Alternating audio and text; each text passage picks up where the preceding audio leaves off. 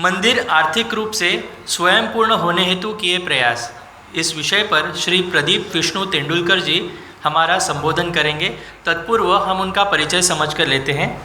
श्री प्रदीप तेंदुलकर जी आप मुंबई के समीप विरार जनपद में स्थित सुप्रसिद्ध श्री जीवदानी देवी संस्थान के अध्यक्ष हैं।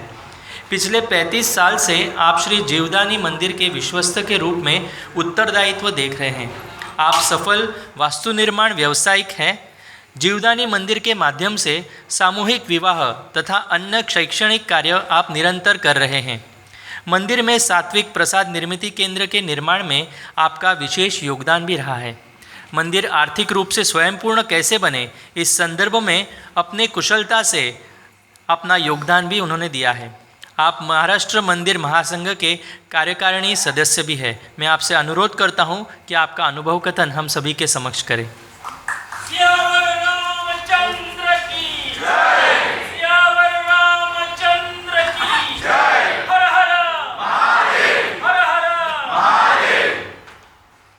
सर्वप्रथम हिंदू धर्म संस्थापक भगवान श्री कृष्ण जी के तथा श्री जीवदानी माता और सच्चिदानंद परब्रह्म डॉक्टर जयंत आठवले जी के चरणों में नमन करता हूँ और हिंदू राष्ट्र समित उपस्थित मंच पर मान्यवर संत समागम और हिंदू राष्ट्र के लिए एक समर्पित आप सब भी भाई और बहनों, जीवदानी मंदिर का व्यवस्थापन गए 35 साल से मैं देख रहा हूँ और पूर्ण विनम्रता से उसका जो कुछ प्रवास हुआ है ये 35 सालों में मैं आपके सामने साझा करने जा रहा हूँ। ये मंदिर 12 लाख वार्षिक उत्पन्न से शुरुआत हुआ था, जहाँ से हम लोग ने उसको विकसित करने का कार्य हाथ लिया। एक छोटे से 5000 पॉपुलेशन वाले गांव में ये पहाड़ के ऊपर 700 फीट के ऊपर ये मंदिर स्थापित है। क्षेत्र जो है ये वन क्षेत्र में आता है और वहाँ से शुरुआत होता है कि इसका जीर्णोद्धार जो करना काम हमारी संस्था ने हाथ में लिया। तो उसी विषय में ने एस्टिमेट लिया कि मंदिर का काम पूर्ण करने खर्चा कितना आएगा। तो मेरे मित्र थे L&T से कंपनी से संबंधित थे, उनको मैंने वहाँ पे मंदिर पे लेके गए, वहाँ पे बताया तो उन्होंने उसका निर्माण का खर्चा उस टाइम पे 30-35 साल पहले कुछ 15 करोड़ रुपया बताया था। मगर हमारी जो संस्था थी उसके पास सालाना 12 लाख ही रुपये आ रहा है और 15 करोड़ रुपए का खर्चा हम हाथ में लेंगे कैसे। तो आर्थिक नियोजन कैसे करें, तो इस विषय में हमने फिर संशोधन किया क्या कर सकते हैं। और 700 फुट मंदिर ऊपर है तो वहाँ पे जो साहित्य पहुँचाने का काम है वो पहले हम लोग मैन्युअली करते थे, लोगों को रोज़गार देते थे, मगर वो पूरी तरह से वहाँ पे पहुँच नहीं पा रहा था और हम लोग का काम पीछे जा रहा था। तो हमने उसमें एक संशोधन करके वहाँ पे ट्रॉली का नियोजन किया और यही मंदिर जो L&T कंपनी हमें 15 करोड़ रुपया बोल रही थी, हमारी संस्थान ने उसको सिर्फ 5.5 करोड़ में पूरा कर लिया।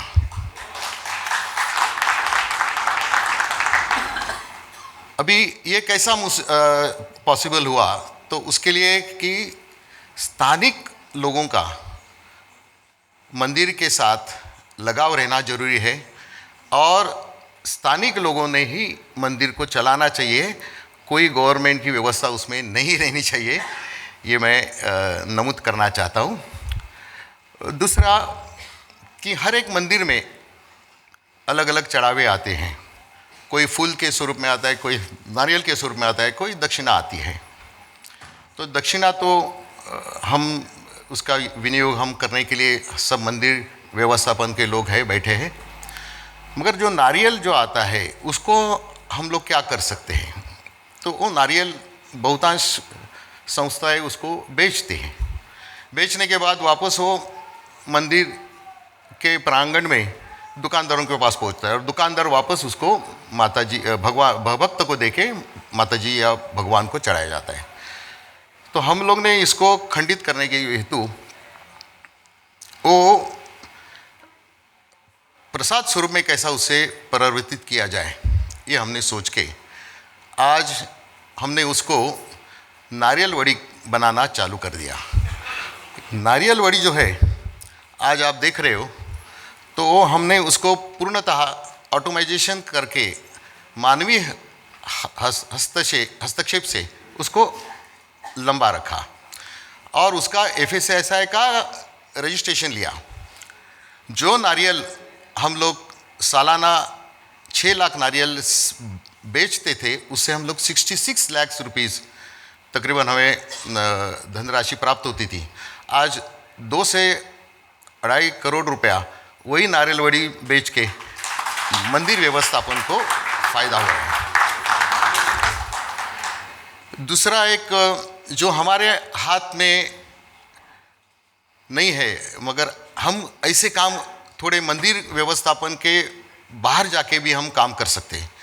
जैसे कि हमारा मंदिर आज 700 फुट ऊपर है और भक्तों को चढ़ने के लिए वहाँ पे 1400 स्टेप्स पायरी का प्रावधान है, मगर सब भक्त वहाँ पे पहुँच नहीं सकते थे। तो हम लोग ने वहाँ पे भक्तों की सुविधा के लिए फ्यूनिकुलर ट्रेन का प्रस्ताव रखा। वो प्रस्ताव हम लोग ने, हमारे विश्वस्त मंडल ने पहला BOT के तौर पे एक कॉन्ट्रैक्टर को दिया गया। 13 साल में उन्होंने कुछ किया नहीं।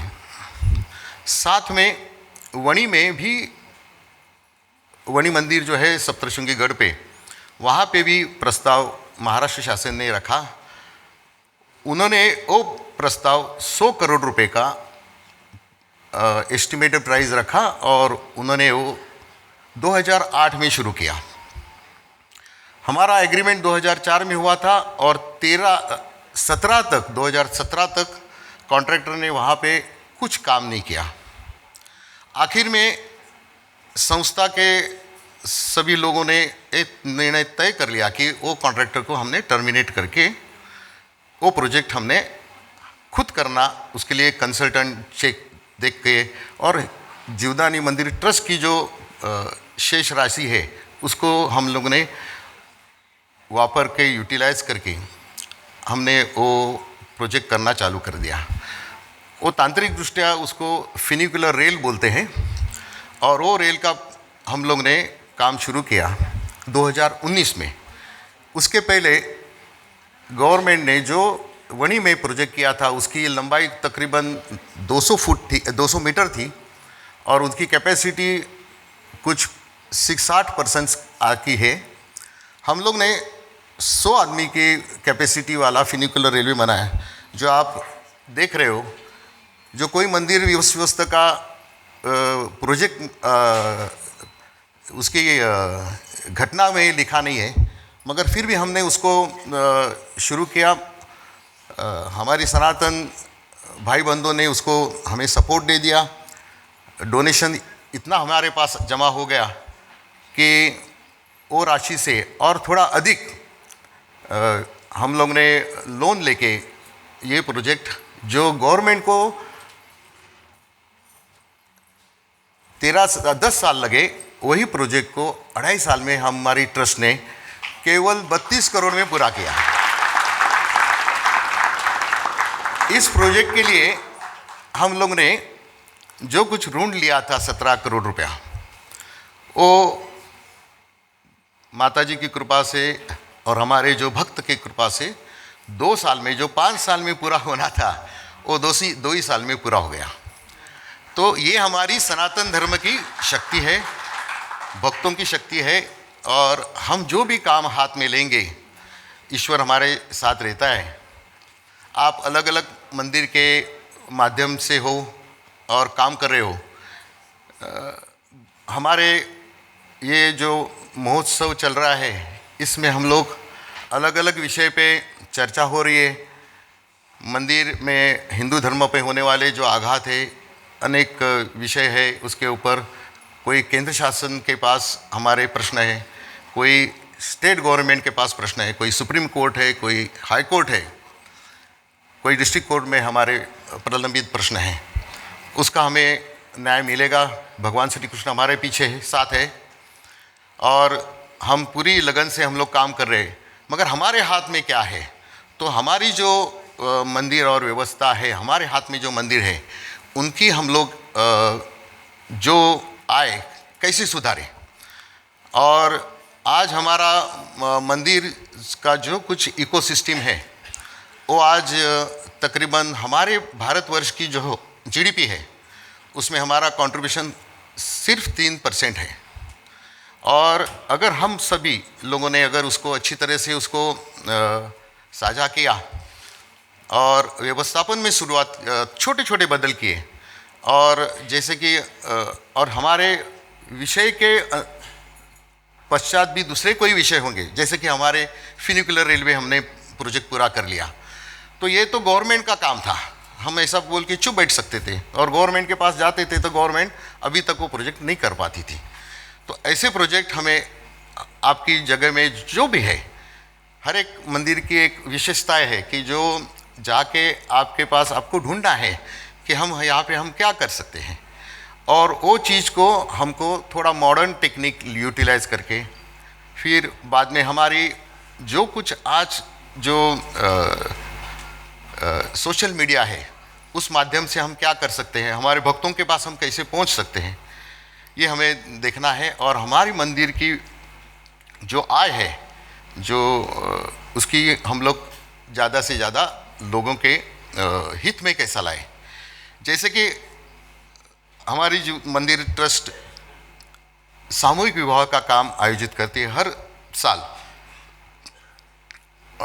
एक आदिवासी क्षेत्र में और एक हमारे मंदिर के क्षेत्र में हम लोग 6-6 महीने में सामूहिक विवाह का आयोजन करते हैं।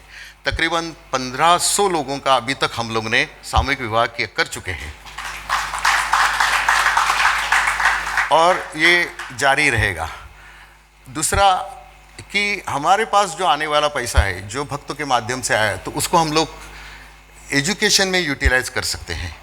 तो अभी हम लोग ने एक स्कूल बनाई कि जिसका आज 5 साल में वहाँ पे 3000 विद्यार्थी कार्य कर रहे हैं, और 1 लाख स्क्वायर फीट का अभी हम लोग नया स्कूल बनाने जा रहे हैं, जहाँ पे और 7000 विद्यार्थी का एकोमोडेशन होगा।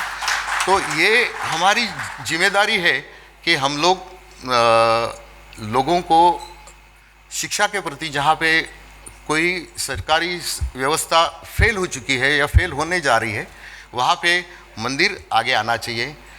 जैसे कि मेडिकल हेल्प में भी हम मंदिर से अलग अलग विषय में हेल्प करते हैं, वैसा हेल्प हम कर सकते हैं जब भी हमारे पास धनराशि हो। एक छोटा सा एक उदाहरण मैं देके मेरी वाणी को प्रणाम करूँगा। हमारे पास सिर्फ 8 लाख रुपए की चांदी जो जमा होकर मंदिर में पड़ी थी। हमारे लोगों ने हमने उसके ऊपर विचार किया, और एक गांव के अंदर एक दत्त मंदिर था, उसका जीर्णोद्धार नहीं हो रहा था और कोई उसके लिए देख नहीं रहा था, और आजू बाजू वाले लोग उसको अच्छी तरह से उसको देखभाल नहीं कर पा रहे थे, मालिक जो थे वो भी नहीं देख रहे थे। तो जीवदानी मंदिर ट्रस्ट ने उसको संभालने को ले लिया, और हमारे पास जो चांदी थी उसको हमने बेच के वो मंदिर का निर्माण किया। तो बहुतांश मंदिर जो है, जो आने वाला चढ़ावा है, सोना है, चांदी है, वो हमारे पास हम जमा करके रखते हैं, उसका कोई यूटिलाइज नहीं है। उसको हम लोग को एक जीर्णोद्धार में यूटिलाइज करना चाहिए या समाज के उपयोग के लिए यूज़ करना चाहिए। उसको जमा करके रखने का कोई मतलब नहीं है।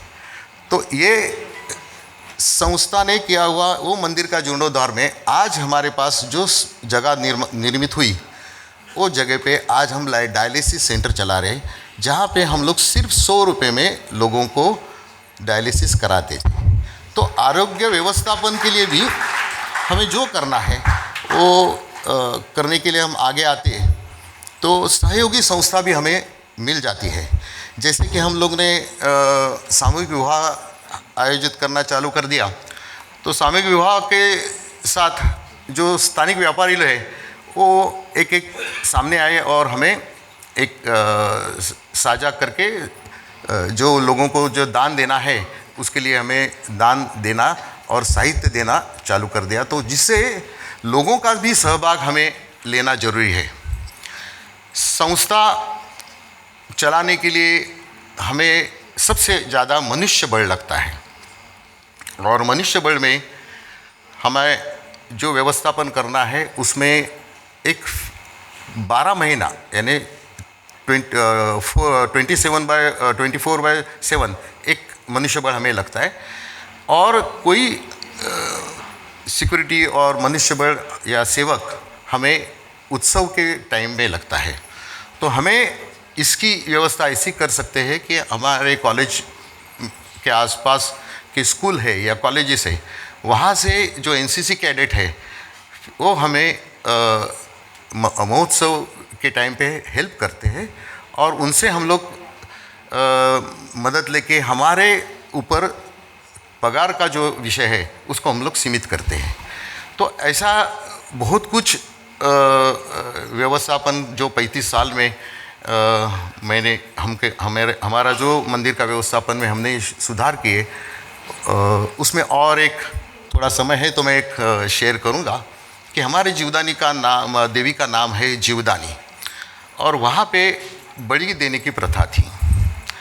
तो वो प्रथा को हमें सीमित करना था, क्योंकि जैसे कि हम सनातन धर्मी हैं, हम जीव को दान देने की बात करते हैं, हम जीव को रक्षण करने की बात करते हैं, तो हम बलि देने के लिए लोगों को प्रोत्साहित नहीं करना चाहिए, उनको समझाना चाहिए। तो वो विषय में हमने लोगों को समझाया, तो लोगों ने 75% लोगों ने बलि देना बंद कर दिया। तो ये हमारे लिए एक अच्छी भक्तों की तरफ से आई हुई घटना है, मगर उसको वापस हम बेच रहे थे, उसको हमने सीमित करके उसको हम लोग ने पूरी तरह से उनकी ज़िंदगी भर जो माताजी को छोड़े गए बकरे हैं या मुर्गे हैं, उनको हम लोग पूरी तरह से संभालने की व्यवस्था हमने करके रखी है। तो ये अलग अलग विषय पे चीज़ें हैं, और अच्छी तरह से हम लोग सनातन धर्म के और हिंदू धर्म के प्रति हम लोग सब इकट्ठा हुए हैं। जो हमें यहाँ पे सब बुलाने वाले, जो धर्म के प्रति प्रेम रखने वाले जो हमारे आयोजक हैं, उनका मैं धन्यवाद करता हूँ। ऐसे विषय में सबसे हिंदू धर्म में जन जागृति करने की जो आवश्यकता है वो आप करते रहे हो, इसके लिए मेरी तरफ से पूरे हमारे विश्वस्तक मंडल की तरफ से आप सभी लोगों को शुभकामना रहेगी, और हमारा सहयोग कायम स्वरूप ही रहेगा। ये बोल के मैं मेरा 2 शब्द पूरा करता हूँ, वही वाणी को प्रणाम देता हूँ।